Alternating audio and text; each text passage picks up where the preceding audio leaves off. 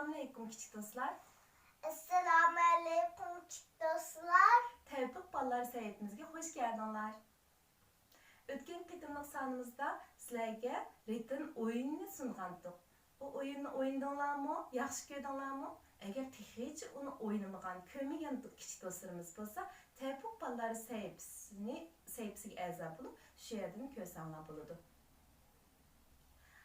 Undaq bo'lsa, sizlarga so'z berganimdek, ritm naqsini sizlarga hozir sunaylik. Kichik do'stinglar Mera bilan birlikda. Diqqatinglar ekranimizda bo'lsin. 1, 2, 3, 4.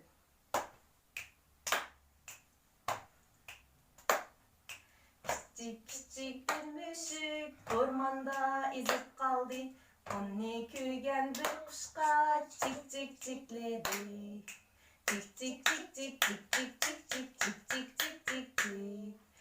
Küçük küçük bir müşük ormanda izip kaldı.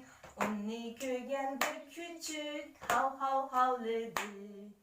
Hav hav hav hav hav hav hav hav hav hav hav hav hav. Küçük küçük bir müşük ormanda ezip kaldı.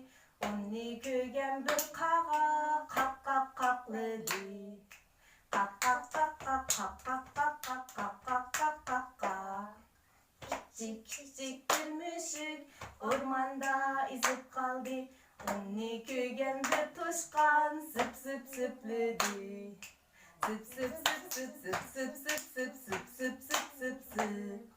Küçük küçük bir müşük ışıkta sakladı. Onu köygen ilgisi hoş bulup gitti. Mia. Hayır hoş küçük dostlar. Hayır hoş.